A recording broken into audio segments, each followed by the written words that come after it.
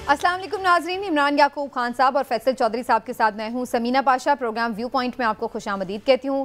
नाजरीन, सेनेट इंतखाबात की आमद है और ऐसे में अब हम देख रहे हैं कि मुख्तलिफ जमातें फाइनल कर रही हैं अपनी लिस्टें कि कौन कौन से उम्मीदवार मैदान में उतरेंगे। पाकिस्तान तहरीक इंसाफ की तरफ से भी काफ़ी नाम सामने आ चुके हैं और PMLN की तरफ से अभी तक वाज़े तौर पर बहुत सारे नाम सामने नहीं आए हैं। कुछ लीक हुए हैं नाम, लेकिन अभी तक बाकायदा उन्होंने ऑफिशियली नहीं बताया। दूसरी तरफ हम देख रहे हैं कि कुछ ऐसे उम्मीदवार भी सामने आ रहे हैं जो कि आज़ाद उम्मीदवार हैं, लेकिन बड़े कॉन्फिडेंट हैं कि उनको हुकूमती इत्तेहाद ना सिर्फ ये कि कामयाब कराएगा बल्कि ओहदे भी मिलेंगे। तो ये बड़ा इंटरेस्टिंग है कि ये आज़ाद उम्मीदवार आखिर किसको रिप्रेजेंट कर रहे हैं, इसके ऊपर भी बात करेंगे। आज इमरान खान साहब से अली अमीन गंडापुर साहब की जेल में अहम मुलाकात हुई है। क्या पैगाम रसानी हुई है या क्या हिदायत मिल रही हैं अली अमीन गंडापुर साहब को, इसके ऊपर भी बात करेंगे। और इसके अलावा जो इस वक्त हुकूमती सेटअप को चैलेंजेस दरपेश हैं, इसके हवाले से भी गुफ्तगू करेंगे। अब बहुत हद तक आप कह सकते हैं सब ने अपने ओहदे भी संभाल लिए हैं, चीज़ें काफ़ी क्लियर हो चुकी हैं। तो उसके बाद अब आगे बढ़ने के लिए क्या तरीक़ाकार है, क्या प्रायोरिटीज़ है, इसके ऊपर भी बात करना बड़ा ज़रूरी है। आप सबको खुशामदीद कहती हूँ प्रोग्राम में। ख़ासतौर पर प्रोग्राम में खुशामदीद कह रही हूँ जनाब रज़ा हारून साहब को।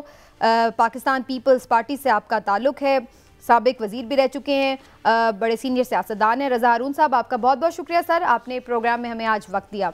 रज़ा साहब, मुझे प्लीज़ इजाज़त दीजिएगा, मैं एक कमेंट ज़रूर लूँ इमरान साहब से और फैसल चौधरी साहब से, फिर मैं आपकी तरफ आती हूँ और फिर हम मिलकर आपसे सवालात करते भी रहेंगे। इमरान साहब, सेनेट इलेक्शन जो है वो अब बिल्कुल सामने है और नंबर गेम बड़ी इंपॉर्टेंट हो चुकी है। मखसूस नशिस्तें PTI ने लूज़ कर दी हैं, जिसके बाद जाहिर है कि उनके लिए और चांसेस कम हो गए हैं मज़ीद अपने सेनेटर्स को मुंतखब कराने के हवाले से। लेकिन जो उनकी लिस्ट सामने आ रही है उसमें जो नाम सामने आए हैं उनके हवाले से आपकी क्या राय है? हामिद खान साहब को और इसी तरह से जुल्फ़ी बुखारी साहब को उन्होंने टिकट दिए हैं सेनेट के लिए। सनम जावेद साहिबा विमेन सीट पर हैं, टेक्नोक्रेट पर डॉक्टर यास्मीन राशिद साहिबा हैं। इसी तरह खैबर पख्तूनख्वा से भी काफ़ी नाम सामने आए। सेनेटर फैसल जावेद साहब जो है दोबारा उन्होंने किया है उसके लिए अप्लाई। तो ये सब आपको क्या लग रहा है कि ये सही तौर पर टिकट जारी हुए हैं और ये खान साहब की चॉइस है? बिस्मिल्लाहिर्रहमानिर्रहीम। देखें समीना, सेनेट में जो पार्टी पोजीशन है वो इसलिए बड़ी अहम होती है कि जब कौमी असम्बली से जो भी बिल मंजूर हो, पास हो, उसने हतमी तौर पे मंजूरी के लिए सेनेट में जाना होता है और सेनेट में जिस जमात के पास ज़्यादा अक्सरियत हो कानून साजी में वो अपना बड़ा अहम किरदार अदा कर सकती है। अब PTI ने जहाँ तक आपने कहा कि जो उम्मीदवारों का ऐलान किया है, जिन लोगों को टिकट्स दिए हैं, तो पहली बात तो ये है कि अगर आप देखें आज हमारे साथ रज़ा हारून साहब भी हैं, रज़ा भाई से भी पूछेंगे, चोई साहब भी हैं, कि सेनेट आम तौर पे ये समझा जाता था कि सेनेट एक सीरियस फोरम है। पार्टियां हमेशा जो सीनियर लोग होते थे उनके और पढ़े लिखे लोग और बड़े कानून साजी के अमल में हिस्सा लेने वाले लोग आम तौर पे इस तरह के संजीदा लोगों को सेनेट में टिकट दिए जाते थे और वहाँ लाया जाता था। लेकिन इस दफ़ा जो है टिकटों की तकसीम, उस पर बिल्कुल यही साफ नज़र आ रहा है कि इमरान खान साहब जो हैं उन्होंने ही टिकटों की तकसीम की है। क्योंकि हाँ जी, उसकी बुनियादी वजह ये है कि उन्होंने जिस तरह के लोगों को टिकट दिए हैं। अब देखें, जुल्फ़ी बुखारी साहब हैं, इमरान खान साहब के दोस्त हैं, सब कुछ है, लेकिन पार्टी के लिए उनकी क्या खिदमात है? जब पार्टी में मुश्किल हुई वो तो बाहर चले गए। हामिद खान साहब बानी रुकन है, लेकिन पार्टी के लिए उनकी क्या खिदमात है? लेकिन वैसे तो वो बड़े सीनियर लॉयर हैं, इसमें कोई शक नहीं। अभी आप बात कर रहे थे कि संजीदा और बिल्कुल कानून साजी के अमल को समझने वाले, बिल्कुल ऐसे ही है। लेकिन मैं गुजारिश कर रहा हूँ पार्टी के हवाले से। इसी तरह सनम जावेद साहिबा हैं। अब देखें, वो कहते हैं ना कि पंजाबी की एक मिसाल है कि गोंगलुआ तो मिट्टी चाड़न ली। उन्होंने सनम जावेद को और डॉक्टर यास्मीन राशिद को, देखें डॉक्टर यास्मीन राशिद में समझता हूँ मेरिट पे हैं, सीनियर हैं, टेक्नोक्रेट्स की उन्हें सीट भी मिली है, सियासी वो ज़माने तालिब इल्मी से सियासत कर रही है और उनकी पार्टी के लिए उनकी खिदमात है, उनकी कुर्बानी है। लेकिन उनको कौन सी सीट दी? टेक्नोक्रेट से, जिस पे वो जीत ही नहीं सकती, क्योंकि PTI के पास उतनी वोट ही नहीं है कि वो टेक्नोक्रेट या खवातीन की नशिस्त पे कामयाबी हासिल कर सके पंजाब में। लेकिन सिंबॉलिक उसको सिर्फ एक अहमियत मिली है। यानी जो लोग 2 सीटें जीत सकते हैं वो हामिद खान साहब और जुल्फ़ी बुखारी साहब। तो मामला ये है कि इसमें मुझे नहीं लगता कि ये मखसूस नशिस्तें ख़ास तौर पे ना मिलने की वजह से उन्हें को ज़्यादा कामयाबी मिले। अलबत्ता मुस्लिम लीग नून या इत्तेहादी जो हैं वो सेनेट में बज़ाहिर ऐसा लगता है कि ज़्यादा सीटें ले जाएंगे। चौधरी साहब, सेनेट के लिए जो क्राइटेरिया है वो होना क्या चाहिए? क्या पार्टी खिदमात को देखा जाए, कुर्बानियाँ किसने दी हैं, या फिर कैपेबिलिटी को देखा जाए कि कौन ज़्यादा काबिल है उसको सेनेट तक रसाई दी जाए?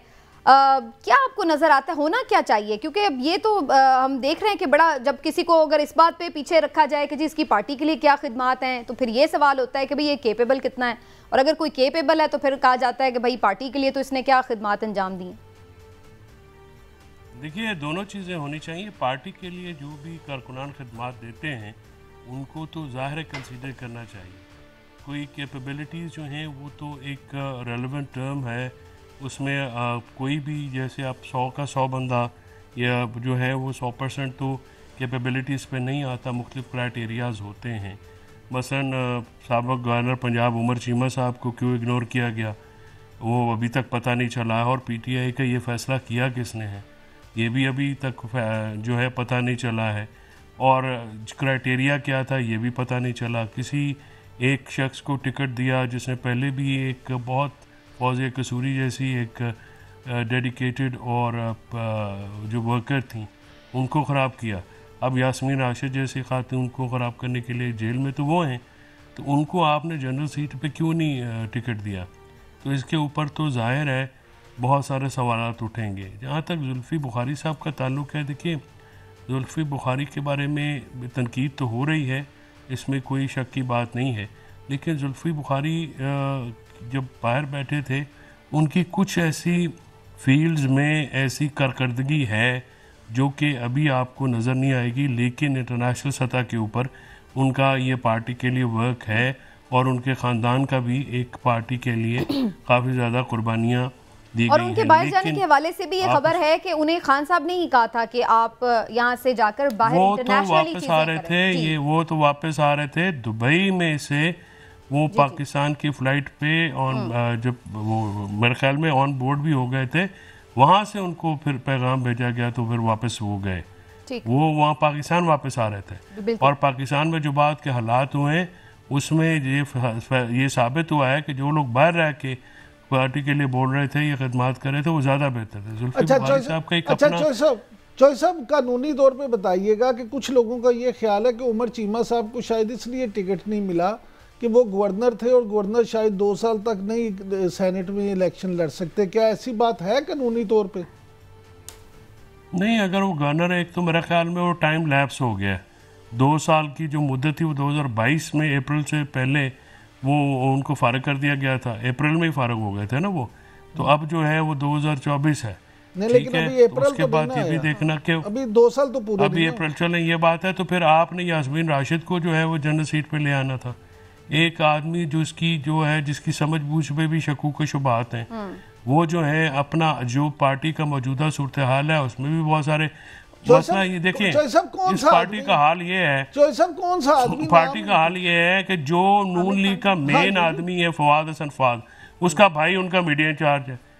ये बात पहले भी होती थी, ये बात मतलब इस बात को लेके वो खुद जो है वो सुन्नी इत्तेहाद कौंसिल MWM के साथ बाजू जो है वो खड़े कर रहे थे, और कल तनकीद करना शुरू कर दी। ये ऐसी बातें, ऐसे लोग पता नहीं, ये अब खान साहब बाहर आए पार्टी की, असल में ये भी एक इशू है कि बिल्कुल उनकी एब्सेंस है और उसकी वजह से काफी मसला है। ठीक है, लेकिन ये भी अपनी जगह एक चीज़ बहरहाल एग्जिस्ट करती है कि अगर कुर्बानियों की बात है तो इस वक्त तो फिर आधी PTI जेलों में पड़ी है, तो फिर सेनेट की तो चंद ही नशिस्तें हैं, तो किस किस को मिलेंगी अगर इस चीज़ नहीं, इसमें सिंबॉलिक लोग होते हैं। यास्मीन राशिद सिंबल हैं, यास्मीन राशिद साहबा सिंबल हैं, उनको टिकट ना देना जनरल सीट पे जाती है।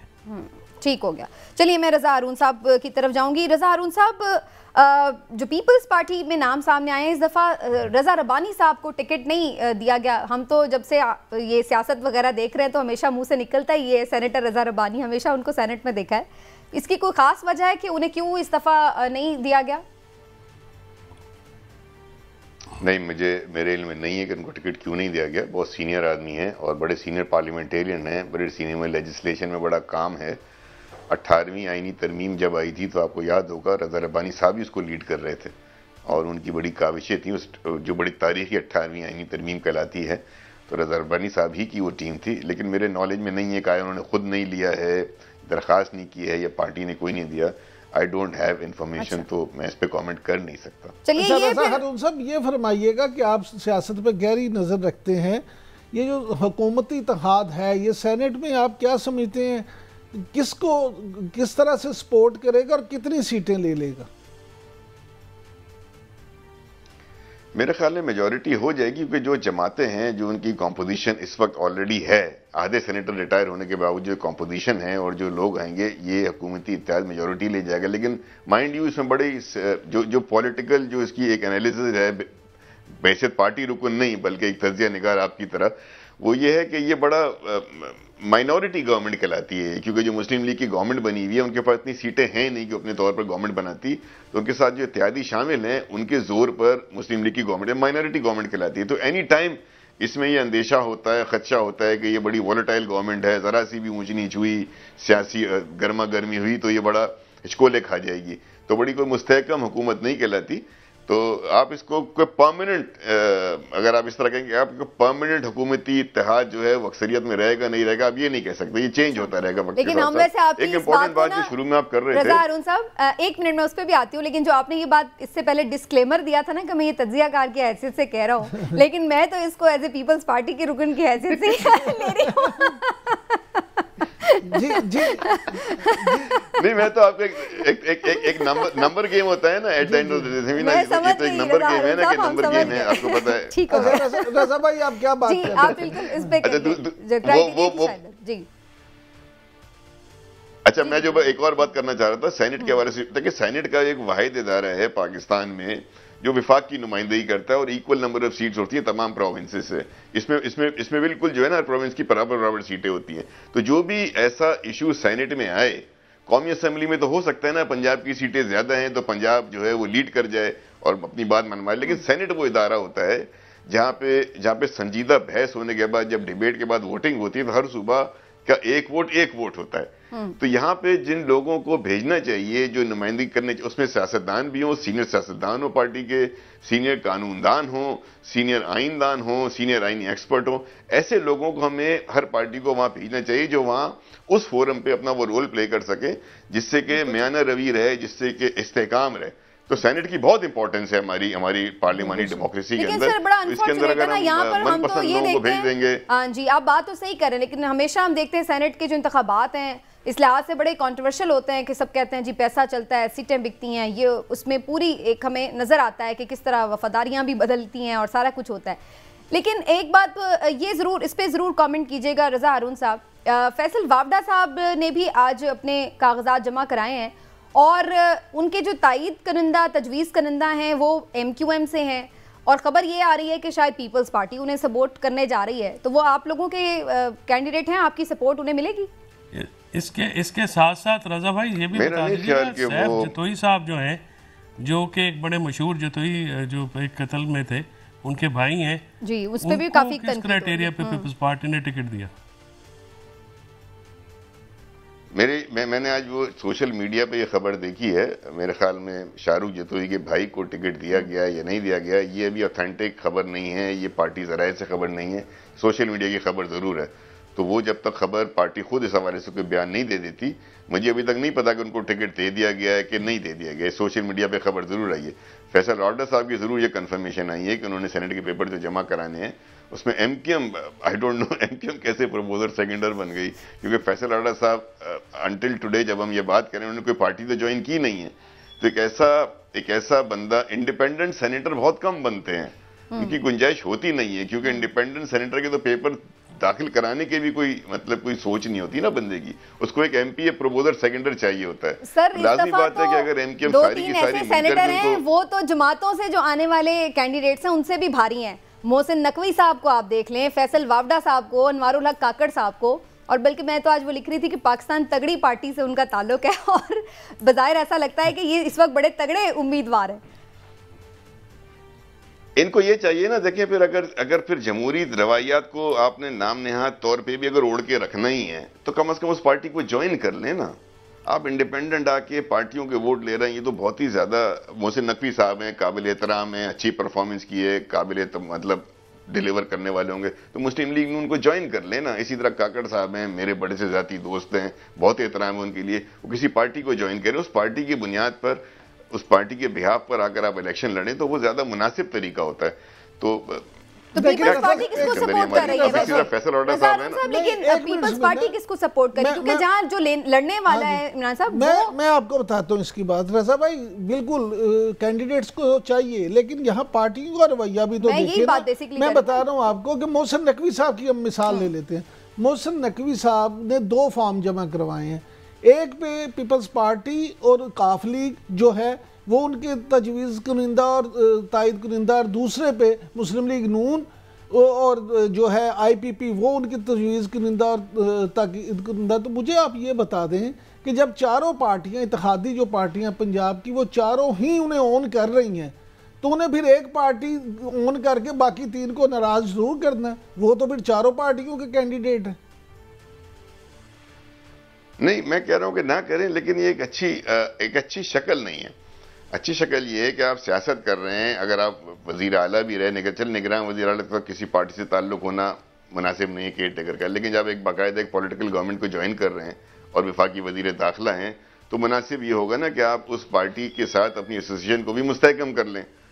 इंडिपेंडेंट रहना, उस पार्टी के साथ ज्वाइन भी रहना, उस पार्टी का सेनेटरी बनना, ये कोई जमहूरी रवायत के हवाले से अच्छी बात नहीं है, अच्छी मिसाल नहीं होगी। बहरहाल आईनी तौर पर ठीक है, ऐसा भी हो सकता है, लेकिन आप खुद ही बताएं, जब चारों पार्टियां उनको प्रपोजर सेकेंडर प्रोवाइड कर रही हैं, तो सेनेटर तो मुंतखब हो ही गए ना वो।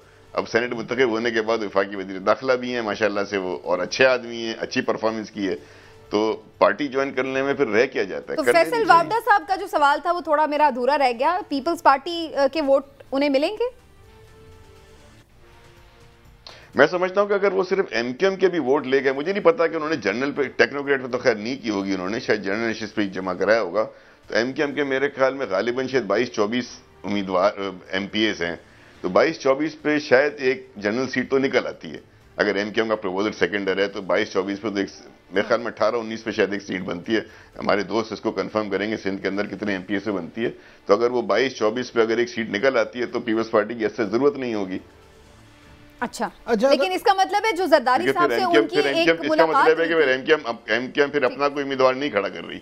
अगर ये कंफर्म हो जाए कि एमकेएम अपना कोई उम्मीदवार नहीं खड़ा कर रही, सिर्फ फैसल वावडा साहब एमकेएम उम्मीदवार हैं, लेकिन उनकी जरदारी साहब से भी मुलाकात तो हुई थी ना, फैसल वावडा साहब की एक मुलाकात तो जरदारी साहब से भी हुई थी इलेक्शन से पहले, तो हो सकता है कोई उनकी तरफ से उन्हें सपोर्ट करवाया गया हो। जी मुमकिन है उसकी अनाउंसमेंट हो जाएगी, उनकी अनाउंसमेंट हो जाए, पार्टी कंफर्म कर दे तो बिल्कुल मुमकिन है जी, पार्टी सियासी तौर पे। मुझे आप थोड़ा सा मौका दीजिए, अभी तक अनाउंसमेंट नहीं हुई है। रजा भाई, अभी आपने बतौर तज़कियाकार जो तबसरा किया था, तो उस पे मैं आपसे ये पूछना चाहूँगा कि PTI वाले तो ये कह रहे हैं, असद कैसर साहब ये कह रहे हैं कि जी 5-6 माह से ज़्यादा ये ना हुकूमत नहीं चलेगी, तो आप क्या समझते हैं कि ये जो नॉमिनल हुकूमतें होती हैं, क्या इतना कम ये हुकूमत टाइम गुजारेगी?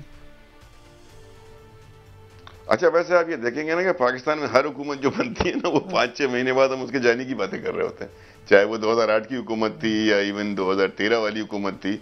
आप हर 3-4 महीने बाद ये होता है कि बस अब गई और तब। इस्लामाबाद में तो ये गुफ्तगू मेरे ख्याल में हर खाने के बाद का और हर होटल का मतलब फेवरेट सब्जेक्ट है कि हुकूमत में गड़बड़ होने जा रही है, तो ये हुकूमत जाने जा रही है। तो लेकिन ये हुकूमत जो है ना, जिस तरीके से इसकी कोalition है, कोalition के जो नंबर्स हैं, मुस्लिम लीग के पास बहुत कम नंबर्स हैं, ये बहुत ही माइनॉरिटी गवर्नमेंट है, तो वो कोई ऐसा रिस्क ले नहीं सकते, कोई ऐसा बड़ा स्टेप वो ले नहीं सकते जो उनकी पार्टी पॉलिसी हो और वो कोalition को अग्री ना करा सके, तो बड़ा मुश्किल होगा। अब शहबाज शरीफ साहब की क्वालिटीज हैं कि वो किस तरीके से पूरी कोalition में अपनी पार्टी के मौकिफ को भी रखते हैं, गवर्नमेंट भी चलाते हैं, अलायंस को खुश भी रखते हैं, जो कि बहुत ही मुश्किल काम है, बहुत मुश्किल काम है, कैसे उसको कर भाई ये हाजमोला गुफ्तगू लेकिन नंबर ऐसे हैं कि एक पार्टी भी आगे पीछे हुई ना तो उनके लिए मुश्किल है आजकल। जी मैंने कहा ये हाजमोला गुफ्तगू नहीं है, ये जो आपने तजिया किया है, ये तकरीबन तमाम जो तजियाकार हैं इस पे मुतफिक नजर आते हैं कि मिनॉरिटी गवर्नमेंट्स का चलना मुश्किल होता है, जिसकी पहली जो तो मिसाल जो है वो इरसा का चेयरमैन हटाने से सामने आ गई कि वहाँ पे वज़ीर-ए-आज़म को एक ही रात में अपना जो है ऑर्डर वापस लेना पड़ा, उसकी चाहे वजूहत जो भी हो।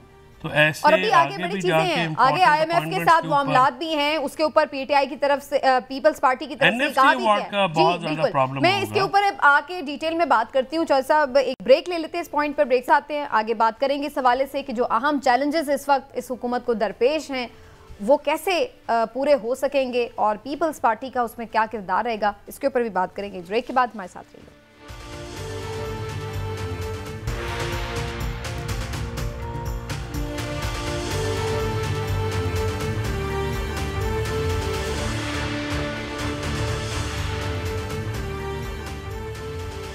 जी वेलकम बैक नाजरीन। और कुछ आज काफ़ी हद तक क्लैरिटी से बात की बैरिस्टर गौहर साहब ने, क्योंकि कल तक काफ़ी कन्फ्यूजन थी कि सुन्नी इत्तेहाद काउंसिल का फ़ैसला उसमें शामिल होने का ठीक है गलत है, मुख्तलिफ लोगों की मुख्तलिफ आरा थी खुद PTI के अंदर। और अब आज बैरिस्टर गौहर साहब ने इसके बारे में क्या बात कही वो आपको सुनवा देते हैं।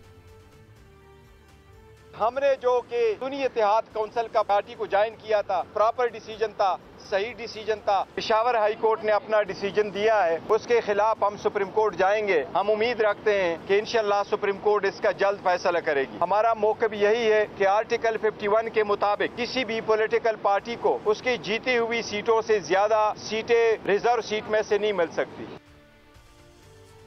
जी ये बैरिस्टर गौहर साहब, लेकिन अभी तक बहुत सारे लोग ये बात कर रहे हैं कि खुद इसमें PTI की तरफ से बड़े प्रॉब्लम्स थे। आज खान साहब ने भी इसके ऊपर बात की है, तो उन्होंने कहा है कि तीनों जमातों को हमने साथ लेके चलना था, इनके साथ इत्तेहाद करना था, जिसमें MWM और JUIF शेरानी जो है ग्रुप वो भी शामिल था। लेकिन ये किस तरह से है चौधरी साहब की, मैं एक इस पे ओपिनियन ज़रूर लेना चाहूँगी। चौधरी साहब ये जो मामला है नशिस्तों वाला, आपको लगता है कि अगर MWM में शमूलियत इख्तियार करती PTI तो ये नशिस्तें मिल सकती थी उन्हें? ना कि MWM ने भी कोई लिस्ट दी है as per Peshawar high court का जो डिसीजन है, जो कि मेरी नज़र में उसमें काफ़ी नकाइस हैं। क्योंकि देखिए बड़ा सिंपल सा असूल है इंटरप्रटेशन का, तशरीह का। अगर आईने पाकिस्तान और आम कवानीन के बीच में कोई तजाद आता है तो आईने पाकिस्तान जो है उसको मोतबर गर्दाना जाता है। आईने पाकिस्तान में जो वर्ड इस्तेमाल हुआ है पॉलिटिकल पार्टी का है, और पॉलिटिकल पार्टीज़ को मुतनासिब नुमाइंदगी दी जाती है। मुतनासिब नुमाइंदगी का ये मतलब तो हरगिज़ नहीं होता कि अगर आपने एक सीट जीती है जनरल सीट और उसके ऊपर 6 रिजर्व सीट्स मिल जाएं, जो कि KP में हुआ या उस बाकी में हुआ, और KP में मेजॉरिटी पार्टी जो है वो सुन्नी इत्तेहाद काउंसिल में शामिल हो गए। अब ये बात कहना कि जी आप इलेक्शन से पहले लिस्ट दें, उससे पहले भी ये तो कोई ऐसी कदगन नहीं है। ये ज़रूर बात है कि देखिए आइन ये कहता है कि जो आज़ाद अरकान हैं वो 3 दिन के अंदर किसी जमात को जो है वो ज्वाइन कर सकते हैं। तो ऐसी सूरत में जब एक जमात जो है वो जमात चाहे पार्लियामेंट का हिस्सा हो या ना हो, इसकी कोई कदगन नहीं है। नहीं, हाँ पार्लियामेंट, देखिए अगर वो जमात जो है पार्लियामेंट में जो मेंबरान उसमें शामिल हो गए तो पार्लियामेंट में हिस्सा तो बन गया ना उनका। बिलफर्ज अगर 0 नंबर था और इलेक्शन होने के बाद उसमें 100 बंदा शामिल हो गया तो वो 100 मेंबर तो उनके आ गए।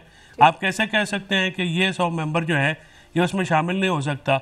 ये तो आर्टिकल 17(2) और जो है फ्री विल ऑफ पीपल के ऊपर एक कदगन लगाने वाली बात है।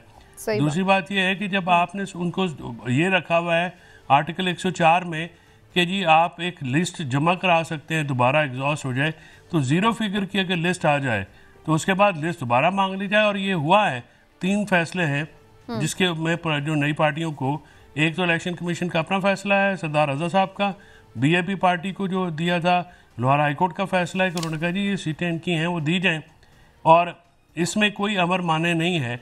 बात सिर्फ ये है कि सेनेट के इलेक्शन कराने हैं, PTI को आउट रखना है। पहले भी जनरल नशिस्तें जो है, इसका मतलब है आपकी जो इंटरप्रिटेशन है इसके मुताबिक PTI का केस अभी भी स्ट्रांग है और सुप्रीम कोर्ट में रिलीफ मिलने की उम्मीद है। बिल्कुल है, बिल्कुल है, ठीक है, बिल्कुल। ओके इमरान साहब, ये अब आपको लग रहा है कि सुप्रीम कोर्ट से भी रिलीफ मिलेगा? अगरचे मेरा ख्याल है जब तक वो फैसले आएंगे तो उस वक्त तक सेनेट के इलेक्शन तो गुजर ही जाएंगे, लेकिन अल्टीमेटली वो सीटें फिर भी मिल सकती हैं PTI को अगर सुप्रीम कोर्ट की तरफ से फैसला आ जाए। तो इसका चांस आपको नज़र आ रहा है, या चूंकि सिस्टम में अभी तक एक पीटीआई के हवाले से एक्सेप्टेंस नहीं है, तो आपको लगता है कि इसी तरह मामला चले? अच्छा स्मीना, देखें बात ये है कि कुछ चीज़ें तो आइन में दर्ज होती हैं, कुछ सेट रूल्स एंड पैटर्न्स होते हैं और उसके मुताबिक प्रोसीजर चलता है। चोई साहब जो बात कह रहे थे ना, वो आइन में दर्ज है या क्या है, लेकिन असल चीज़ ये है कि आप ये देखें कि एक तरीकाकार ये है कि जब से ये मखसूस नशिस्तें हुई हैं मुशर्रफ साहब के दौर से, उस वक्त से लेके पार्टियां अपनी लिस्टें देती हैं और उस लिस्टों के मुताबिक हो जाता है। शरानी साहब के साथ इनका हो जाता या इनका MWM के साथ हो जाता, दोनों ही सूरतों में ये था कि उन्होंने लिस्टें दी हुई थी, ये कहा जा रहा है, तो इनका वो लिस्टें जो हैं वो अपडेट नहीं, मैंने आज कहीं सुना है MWM ने भी लिस्टें दी। नहीं, MWM ने नहीं लिस्ट, शरानी साहब ने को दी हुई थी। अच्छा, पहले तो यही खबरें आ रही थी कि वो हैं, तो अब अगर इन्होंने तो बिल्कुल, हाँ जी, बल्कि इसके बारे में तो ये कहा जा रहा है ना कि सुन्नी इत्तेहाद कौंसिल के तो सरबराह भी आज़ाद हैसियत में शायद इलेक्शन लड़े थे। तो ये जो सारी चीज़ें हैं, अब पेशावर हाई कोर्ट का जो फैसला आया है, तो हमारे यहाँ तो अलविया ये है ना कि कोई भी फैसला ऐसा नहीं होता जिसको सब फरीक माने। एक फरीक कहता है कि नहीं, दूसरा कहता है राय तो उसमें हो सकती है मानने के, वो क्या कह रहे हैं कि हम वो हो, मेरी गुजारिश माना ही है तो वो आगे असल चीज़ ये है कि पीटीआई इस वक्त मुसलसल जो है ना वो दाखिली तकसीम का शिकार है। उनके अपने अंदर ये पता ही नहीं चल रहा कि कौन सा फैसला कौन कर रहा है और किसकी बात को कहाँ पे तस्लीम करना है। जब तक ये सुन्नी इत्तेहादी देख ली, इन तीनों पार्टियों के हवाले से भी मुतजाद बयान आ रहे हैं। बैरिस्टर गौहर साहब कुछ कह रहे हैं, बैरिस्टर अली जफर साहब कुछ कह रहे हैं और शेर अफजल मुरव्वत साहब कुछ कह रहे हैं। तो ये सारी जो चीज़ें हैं आप अगर देखें तो ये जब लीडर लेस कोई पार्टी होती है तो उसका यही हाल होता है। मैं समझता हूँ लीडरलेस पार्टी होगी तो उसका मतलब है उसको हक नहीं मिलेगा, लेकिन ये तो एक अजीब सी बात है। जमहूरी तौर पर अगर जमहूरी फैसले देखे जाएं स्पिरिट के मुताबिक तो वो तो एक चीज़ बड़ी खुल के सामने है। लेकिन चलिए मैं रज़ा हारून साहब की भी इसके ऊपर राय ले लेती हूँ और फिर आगे चलते हैं। रज़ा हारून साहब, ये मखसूस नशिस्तों का मामला जो है, पीपल्स पार्टी तो बड़ी हमेशा जमहूरियत के लंबरदार रही है और स्पिरिट के ऊपर बात करती है कि आइन की स्पिरिट के ऊपर बात हो, तो ये आप लोगों को कैसे मुनासिब बात लगी कि खैबर पख्तूनख्वा में पीपल्स पार्टी की एक नशिस्त और उसके ऊपर 2 नशिस्तें उन्हें रिजर्व सीट से मिल जाएं? ये कोई आपको लग रहा है कि आइन के साथ बड़ी उसकी खिदमत हो रही है कि मुतनासिब नुमाइंदगी के मुताबिक नहीं भी नशिस्तें मिल रही, बस मिल रही हैं तो लिहाजा ले लो? अच्छा, इसके अंदर जो है ना, पहले तो प्रोसीजर समझना ज़रूरी है ना हम सबके लिए, जो कि नहीं समझाया जाता और गालिबन हम एक जमहूरी बात करते हुए आइन और कानून को एक तरफ रख देते हैं कि जैसे जमहूरी बात जो है ना उसका आइन और कानून से कोई वास्ता नहीं है। जमहूरियत आइन और कानून से निकली हुई है सर, वो कोई आइसोलेशन में थोड़ी है जी। एग्जैक्टली। अब सुन लें, आइन तो पढ़ दिया ना हमारे चौई साहब ने, लेकिन कानून क्या कहता है? आइन को सामने रखते हुए यही पार्लियामेंट जो आइन बनाती है वो कानून भी बनाती है ना। कानून बनता है फिर उसके बाद रूल्स बनते हैं, यानी आइन होता है, उसकी रोशनी में एक्ट बनता है और एक्ट को फॉलो करने के लिए रूल्स बनते हैं। तो 51 को फॉलो करने के लिए इलेक्शन एक्ट 2017 के अंदर आर्टिकल उसका जो एक्ट है 104 है और उसको 104 को फॉलो करने के लिए रूल जो है वो इलेक्शन रूल है 93। अब 104 कहता क्या है उसको पढ़ लें जाके, इलेक्शन एक्ट का 104। अगर आप कहें तो मैं उसका नंबर 4 आपको पॉइंट पढ़ के सुना देता हूं। रिजर्व के ऊपर है, a candidate to a seat reserve for women और non Muslim shall file the nomination papers on the form on or before the last date fixed for the filing of nomination paper for the election, and the nominations paper shall as nearly as possible be scrutinized in the same manner as nomination papers of candidates of general seats as scrutinized under section 62। यानी जो आप list देते हैं ना वो एक कागज पे सिर्फ नाम नहीं होते हैं, उन तमाम नामों को वो नॉमिनेशन पेपर जनरल सीट के साथ जमा कराना होता है, स्क्रूटनी के प्रोसेस से गुजरना होता है, फिर वो लिस्ट फाइनल होती है। ये आज इलेक्शन होने के बाद ये कौन से नॉमिनेशन पेपर अब जमा कराएंगे भला? तो 104 तो फॉलो ही नहीं हो रहा, इसी तरह इसका रूल 93 फॉलो नहीं हो सकता। रज़ा साहब ठीक है इसमें, लेकिन एक और भी फिर चीज है ना, नहीं बाद में अगर कर देखें, मैं कह रहा हूँ कि अगर बाद में करना है तो फिर कानून चेंज कर लेना, पहले कानून चेंज होगा ना, फिर बाद में कर लेंगे। ख्वाहिश पे तो मैं क्लियर कर दूं, ये बात जो आप कह रहे हैं वो बिल्कुल उसकी हद तक 104(4) यही कहता है, 104(5) ये कहता है कि जो रूल 104 सेक्शन 104 का सब सेक्शन 1, 2 है, 3 है, वो उस तरह से रिपीट होगा। यानी अगर आपकी जो लिस्ट दोबारा आएगी उसके ऊपर आप दोबारा स्क्रूटनी कर सकते हैं और स्क्रूटनी का अमल दोहराया जाएगा। वो लिस्ट एग्जॉस्ट होने के बाद एक नई लिस्ट आती है। तो मैं ये यही मेरा सवाल भी यही था इसमें चौधरी साहब, इसको मैं सिंपल इसको यूं पूछ अगर लूं, उस पार्टी ने रजा साहब मुझे सिर्फ इसमें सिर्फ मेरा एक लेकिन उस पार्टी ने कोई लिस्ट पहले जमा कराई होगी। जब लिस्ट नहीं दी तो दूसरी। अच्छा मेरी बात सुन लेना सर, मेरा एक सवाल सुन ले तो लेकिन सर इस मसले को हल करना है ना, अगर कोई चीज खामोश है तो आर्टिकल 51 कहता है कि सीटें हल नहीं करना, नहीं सर कानून ने हल करना है, मैंने और आपने हल नहीं करना। ठीक, अब सर मैं ये कह रहा हूँ कि कानून ने हल करना है ना, मैंने और आपने हल नहीं करना। एक सेकंड सर, मुझे भी प्लीज मौका दीजिएगा। मैं सिर्फ ये पूछ रही हूँ कि आप लोगों ने जो निश्चितों के लिए जमा कराई लिस्ट, जो लिस्ट जमा कराई उसके ऊपर आप लोगों को मिल चुकी थी, जब आपको इजाफी मिली तो आप लोगों ने भी तो नए लोगों के नाम दिए ना, पीएमएलएन ने भी नए लोगों के नाम दिए हैं। नहीं, उसके उनकी भी तो नए सिरे से स्क्रूटनी चेक करा लें। नहीं दे सकते, मैं आपको अभी एक नाम विड्रॉ भी उन्होंने किया जब उस पे आया। आप चेक कर लें, आप प्लीज चेक कर लें, नए नाम नहीं दे सकते, वो लिस्ट एग्जॉस्ट हो जाती है, लिस्ट खत्म हो जाती है। नहीं वो लिस्ट जो है ना, ऐसा नहीं है ना, इस तरीके से कानून नहीं चलते। उन्होंने आप सर नए नाम दिए सुने, आप एक बात सुने, ऐसा होता है अगर बाद में सीटें ज्यादा आ गई और आपने उस वक्त उतने नाम नहीं दिए थे तो फिर नए नाम आप दे सकते होंगे ना। बिल्कुल सर मैं ये कह रहा हूँ ना, पहले तो आपने एक लिस्ट जमा कराई होगी ना, जब आप लिस्ट में 10-12 नाम देते हैं, आपको उम्मीद एक निश्चित की भी नहीं होती, आप लिस्ट फिर भी जमा कराते हैं। जिस पार्टी ने एक सीट जीतनी होती है वो भी लिस्ट जमा कराती है 10-12 आदमियों की। तो अगर वो लिस्ट एग्जॉस्ट हो जाए और फिर आपकी गुंजाइश निकल रही हो तो फिर 105 आ जाता है। लेकिन जब आपने कोई लिस्ट जमा ही नहीं कराई, अब सुन्नी देखें पीटीआई हम क्या कंसिडर कर रहे हैं, हम पीटीआई कंसिडर कर रहे हैं। PTI does not exist in parliament, Sunni Ittehad Council exist. Try to understand, Sunni Ittehad Council के किसी आदमी ने इलेक्शन ही नहीं लड़ा, इवन हामिद रजा खान साहब ने इलेक्शन नहीं लड़ा, वो तो आजाद उम्मीदवार के सुप्रीम कोर्ट इसके ऊपर फैसला करेगी। ये फैसला गलत हो गया। मरवत साहब ठीक कह रहे हैं कि फैसला गलत हो गया उनसे, मरवत साहब की बात ठीक है।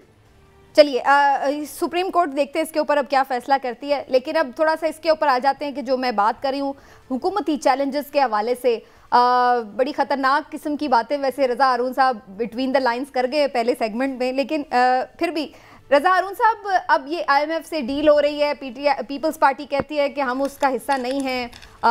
फिर इससे पहले भी हमने देखा एनएफसी अवार्ड के ऊपर भी पीपल्स पार्टी का एक बड़ा क्लियर स्टांस है, प्राइवेटाइजेशन के ऊपर पीपल्स पार्टी का एक स्टांस है। तो ये सब चीज़ों में आप लोग कोई लचक दिखाएंगे या फिर अपनी बात मनवाएंगे? क्या स्ट्रैटेजी नज़र आ रही है पाकिस्तान पीपल्स पार्टी की? मैं समझता हूँ इकोनॉमी के जो मामलात हैं ना, इनको हमें अफवाहों और ज़राए के हवाले से खबरों पे हमें परहेज करना चाहिए। आज मैंने एक ट्वीट भी किया है कि ये बड़ा बचपना होता है कि आईएमएफ ने ये कह दिया ज़राए, हुकूमत ने ये जवाब दे दिया ज़राए। ये बड़े सेंसिटिव हसास नौइयत के मामलात हैं। हमारी मुल्क की मईशत डिपेंड करती है। पीपल्स पार्टी, मुस्लिम लीग नून, पीटीआई का मामला नहीं है, ये इस मुल्क के 25 करोड़ आवाम की रोज़मर्रा की ज़िंदगी के मामलात हैं। तो मेरा इसमें कहना यह है कि आईएमएफ के मुज़ाकरात हो रहे हैं, या तो हुकूमत और आईएमएफ को नुमाइंदा हर मुज़ाकरात के बाद, हर मीटिंग के बाद खड़ा होकर ब्रीफिंग दे, या हम इससे परहेज करें। बड़े सख्त नौइयत के मुज़ाकरात होते हैं। एक पार्टी ने आपको पैसा देना है, उसने अपनी शराइत के साथ देना है, आपकी मर्जी आप ले ना लें, लेकिन उस पर अफवाहों के जरिए बयान देना और माचोइज्म का मुजाहरा करना कि उन्होंने ये कह दिया, हमने ये मना कर दिया, ऐसे नहीं होता है। ये आपकी बात दुरुस्त है कि पीपल्स पार्टी हिस्सा है, पीपल्स पार्टी वैसे इन मुज़ाकरात का हिस्सा है। नहीं, मुज़ाकरात तो गवर्नमेंट टू आईएमएफ होंगे ना, तो नहीं मुज़ाकरात तो देखें गवर्नमेंट करेगी ना, फाइनेंस मिनिस्ट्री करेगी विद आईएमएफ, कोई पॉलिटिकल पार्टी नहीं करेगी। तो पीपल्स पार्टी अपना फीडबैक दे सकती है, पीपल्स पार्टी और दीगर पार्टी अपनी रिजर्वेशन का इज़हार कर सकती हैं, लेकिन उनको भी ये रिजर्वेशंस उस फाइनेंस मिनिस्टर के साथ करनी चाहिए, उसकी टीम के साथ करनी चाहिए, ना कि अखबारात में आके एक जराए की खबर के ऊपर उस जराए के हवाले से बयानबाजी शुरू हो जाए। इससे मैं समझता हूँ कि सेंसिटिव नौइयत का मामला है। लेकिन मैं भी जानता हूँ, आप भी जानते हैं, मैं भी जानता हूँ, आप भी जानते हैं, आपके सारे पैनलिस्ट जानते हैं कि हमें आईएमएफ का, आपको हर हालत में आईएमएफ का ये लोन चाहिए, इसमें कोई दो राय नहीं है। आप सरवाइव नहीं कर सकेंगे इकोनॉमी। अब कैसे चाहिए, किन शराइत पे चाहिए, वो टफ शराइत लेकर आएंगे, आप निगोशिएट करेंगे, ये टेबल पे बात होगी। बस मेरा ये मानना है कि इस पे रूमर्स और जराए की खबरें, मैं इसको जरा पसंद नहीं करता कि ये फिर हम उस मुज़ाकरात को हम डैमेज कर रहे होते हैं। ठीक हो गया, चले जी एक ब्रेक लेते हैं। जसमीना, एक मैं इस पर जरूर बात करना चाहूँगा। जो आपने बात की जरदारी साहब की, तो हमारे वाकफान हाल जो हैं वो ये कहते हैं कि जरदारी साहब ने ये तय कर दिया और बहुत जो ताकतवर लोग हैं उनको भी ये बावर करा दिया कि वो जो पीपल्स पार्टी की पुरानी पॉलिसीज़ थी उनमें अब तब्दीली आएगी। वो चाहे प्राइवेटाइजेशन की बात हो, एनएफसी की बात हो, या कोई भी मौजूदा मुल्क की सूरत हाल जो है उसके मद्देनजर वो कहते हैं कि जी हम मुफाहमत की एक नई पॉलिसी देंगे और इसमें हुकूमत जो है उसके किसी काम में रुकावट नहीं बनेंगे और हुकूमत के हर काम को हमारी सपोर्ट हासिल होगी। तो बज़ाहिर ऐसा लगता है कि वैसे अभी रज़ा साहब ने मना किया ज़राए से खबर नहीं, आपने अपने ज़राए से खबर दे दी। मैं आपको नहीं, मैं तो आपको ये बता रहा हूं, हाँ जी, लेकिन मैं तो आपको जो खबर ये वाली खबरें ठीक है, हाँ जी, ये जो अच्छा गुडी गुडी वाली पॉजिटिव है, ये पॉजिटिव है तो ठीक है। देखिए बात ये कि ये IMF की तो मैं बात ही नहीं कर रहा, मैं तो आपको उनकी जमात की पॉलिसी की बात। ठीक हो गया, चलिए जी एक ब्रेक ले लेते हैं, ब्रेक से वापस आकर पॉजिटिव है, ठीक है, ओके, अच्छा मीठा मीठा हप हप है, ओके एक ब्रेक ले लेते हैं जी, ब्रेक से वापस आते हैं, डिस्कशन को आगे बढ़ाएंगे, कुछ बात करेंगे केपी की हुकूमत की भी। आज खान साहब से अली अमीन गंडापुर साहब की भी मुलाकात हुई है, क्या गुफ्तगू हुई हो सकती है, बहुत से लोग कह रहे हैं बड़ी इंपॉर्टेंट मुलाकात थी, कोई खास मैसेजिंग भी हुई है, इस पर बात करते हैं, एक ब्रेक के बाद हमारे साथ रहिएगा।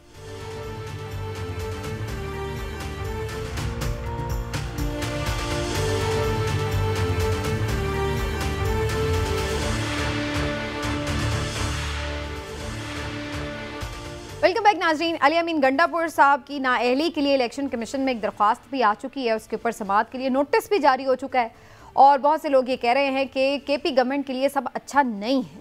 फैसल वावडा साहब ने भी आज एक प्रेडिक्शन की है, उनकी प्रेडिक्शन को बहुत लोग सीरियस भी लेते हैं आजकल, और उन्होंने क्या अली अमीन गंडापुर साहब के बारे में बात की है, आप सुन लीजिए। अमीन गंडापुर साहब इस वक्त जो है वो KPK में वजीर आला है, क्या वो अपनी जो है वो मुद्दत KPK में पूरी कर पाएंगे? नहीं, ना वो अपनी मुद्दत पूरी कर पाएंगे। परेशानियों का टाइम रमजान के बाद उनके लिए शुरू हो जाएगा। जो भी 9 मई के अंदर नॉमिनेटेड है, कोई भी आईनी तरमीम या आर्मी एक्ट में कोई चीज की जरूरत पड़ेगी तो वो होनी चाहिए भी और हो भी जाएगी और होगी भी। तो ये एक बड़ा इंपॉर्टेंट मामला है कि एक तरफ ये चीज़ें हैं, जबकि हमने इससे पहले देखा है कि अली अमीन गंडापुर साहब ने शहबाज शरीफ साहब से एक मुलाकात भी की है और बड़ी पॉजिटिव बातें भी की हैं। इमरान साहब, आपको लगता है कि वाकई अली अमीन गंडापुर साहब के लिए सब रावी अच्छा नहीं लिख रहा? देखिए समीना, हमारे यहाँ जो मिजाज है सियासी जमातों का और जिस तरह से मामलत हैं और जिस नहज पे PTI भी अपनी सियासत को लेके जा चुकी है, उसमें बज़ाहिर ऐसा लगता नहीं कि ज़्यादा ये मामलात को बेहतरी की तरफ जाएं। अगरचे इस वक्त जो मुल्क की सूरत हाल है, ख़ासतौर पर मुआशी सूरत हाल है, उसमें तो अवलीन फ़र्ज़ ये बनता है वफाकी हुकूमत का कि वो सूबाई हुकूमत को छोटे भाई की तरह ट्रीट करे और उनसे कहें कि आ जाएँ। लेकिन उसके जवाब में छोटे भाई का भी ये फ़र्ज़ है कि वो भी बड़े भाई को माने कि हाँ आप हमारे बड़े भाई हैं। यहाँ जो है ना डेफिसिट ऑफ ट्रस्ट वो इतना ज़्यादा है कि कोई भी दोनों में से एक दूसरे पे एतबार करने को ही तैयार नहीं। और दूसरी बात, इस बात की मैं वाडा साहब के साथ मुत्तफिक हूँ कि बीइंग फॉलोअर ऑफ पॉलिटिक्स, मुझे भी ये लगता है कि अभी रावी PTI के लिए चैन नहीं लिख रहा।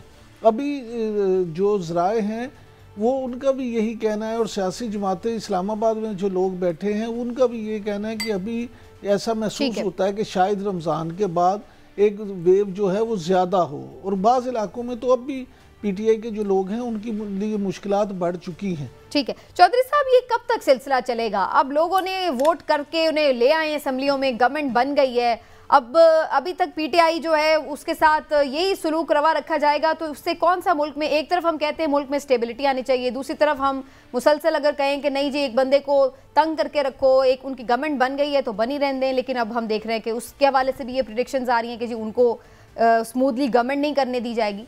ये क्या आपको लग रहा है कि इस तरह स्टेबिलिटी आ जाएगी? डेफिनेटली नहीं आएगी जी, जब तक ये मामलात इस तरह से तरीके से किए जा रहे हैं और जिस तरीके से एक आप लठ लेके पीछे पड़े हुए हैं, ये तो मुल्क तबाह करने वाली बात है। पहले भी बहुत ज़्यादा जो है तबाही हुई है और इस तरह से अगर आप एग्रीवेट करेंगे तो इसका सिंपल सा जो इम्पैक्ट है वो तो पड़ेगा इकॉनमी पे। सिंपल सा फार्मूला है इसका, और इकॉनमी जो है वो इस तरह से नहीं चलती इंस्टेबिलिटी के जो शोर गौगों में। अगर आप ये कहें कि आप पैसे भी ले लें, IMF आपको पैसे दे भी दे और स्टेबिलिटी नहीं हो, तो ये इकॉनमी नहीं चलने वाली है। अगर आप इसको नॉर्मलाइज करना चाहते हैं तो हल तो इसका पॉलिटिकली हल निकलना चाहिए। पॉलिटिकल हल जब तक नहीं निकलेगा ये मामलात इस तरह से नहीं चलेंगे। आपने सख्ती करके देख ली, सख्ती करके भी आपको कुछ हासिल नहीं हुआ, मज़ीद सख्ती कर लें तो मुल्क की तबाही और अवाम की बल्कि तबाही जो है वो उल्टा पहले भी उसका निकली नुकसान हुई ये हो सकता है कि एक बहुत ज्यादा नुकसान होता है। इलेक्टेड गवर्नमेंट अगर आप हिलाएंगे इस सिलसिले में, जो हम स्टेबिलिटी की बात करें, रजा साहब सब बहुत ज़्यादा नज़र जमाते हैं इस पर सदर साहब के ऊपर कि जरदारी साहब हमेशा मफामत की बात करते हैं, वो मुख्तलिफ लोगों को, दुश्मनों को भी इंगेज करने की सलाहियत रखते हैं। तो क्या वो इस सिलसिले में अब कोई अपना विजन रखते हैं कि उनका क्या पॉइंट ऑफ व्यू है पीटीआई को लेकर के, इनको अब साथ में शामिल करना है या उनको सुतेलों जैसा ही रखना है? देखिए, बड़ी क्लियर बात है, चौधरी साहब ने जैसा कहा, बिल्कुल दुरुस्त बात फरमाई है कि आपको किसी भी चीज़ की कामयाबी के लिए, ख़ास तौर पे इकोनॉमिक सस्टेनेबिलिटी और उसकी सक्सेस के लिए, आप IMF के एक पैकेज में जाना चाह रहे हैं, चारों सूबों की आपको उसके अंदर शमूलियत चाहिए होगी, एफर्ट्स चाहिए होंगी। Stability is the key word, political stability ज़रूरी है, और सियासी इस्तेकाम इस तरह के बयान से आते नहीं कि रमज़ान के बाद ये हो जाएगा तो वो हो जाएगा। I think that's a very childish behaviour है कि हम इस तरह खड़े होकर हम बयान देना शुरू करते हैं। हाँ, कोर्टों के अपने काम हैं, FIRs हैं, 9 मई के वाक़यात हैं, दीगर ऐसी चीज़ें हैं जो क्रिमिनल नौयत की हैं, वो कोर्टों में प्रोसीड हो रही हैं। उनको अगर हम एग्जैजरेट करेंगे, उनको हम हवा देंगे और इदारों के दरमियान हम एक तसादुम की शक्ल को सियासी बयान के ज़रिए सामने करेंगे, वो स्टेबिलिटी के लिए डेंजरस हैं। और फिर वही होगा कि फिर IMF आपको सख्त तरीन शराइत देगा जब वो कहेगा, जब वो देखेगा कि आप स्टेबल नहीं हैं, आपके दो सूबे जो हैं वो कोऑपरेट नहीं कर रहे, उनकी टोन डिफरेंट है, उनकी बॉडी लैंग्वेज डिफरेंट है, दो सूबे कोऑपरेट कर रहे हैं, तो जाहिर है कि उनकी शराइत सख्त हो जाएंगी। वो पैसा लगा रहे हैं, वो अपनी कंडीशंस आपको दे रहे हैं, तो तमाम चीज़ों के लिए आपको मुफाहिमत की ज़रूरत है। फिर पार्लियामेंट में मौजूद है ना PTI, बेशक सुन्नी इत्तेहाद कौंसिल की फॉर्म में हो, XYZ किसी भी फॉर्म में हो, तो ये लोग सेनेट में भी हैं, कौमी असम्बली में भी हैं, चारों सूबाई असम्बली में मौजूद हैं। तो कहीं ना कहीं किसी न किसी स्टेज पर जाकर इनको इंगेज करके, और जरदारी साहब के अंदर बिल्कुल ये क्वालिटी है कि मुफाहिमत के लिए वो सबसे बात कर सकते हैं, करनी भी चाहिए। इसी तरीके से PTI के भी लोगों को, दोस्तों को, जैसे अली मीन गंडापुर साहब ने लचक दिखाई, वज़ीर साहब के पास गए, भारत एक अच्छा पॉजिटिव बयान दिया उन्होंने, सब ने उसको पसंद किया। ऐसी लचक दिखाएं, अपने इख्तिलाफात रखें, अपनी शिकायत रखें, अदालतों में जाएं, एजिटेशन भी करें, पीसफुल प्रोटेस्ट भी करें, ये सब उनका राइट है। लेकिन उसको कंट्री की इकोनॉमी पे, स्टेट की रिसोर्सेज पे, स्टेट के मामलात में अगर उसको इन्वॉल्व करेंगे, फिर ये खतरनाक बात होती है। इसी तरीके से आप ऐसे बयान दे देंगे खड़े होके कि जी फला होने वाला है और ढिमका होने वाला है, तो इससे फायदा किसको हो रहा है? किसी को फायदा नहीं हो रहा।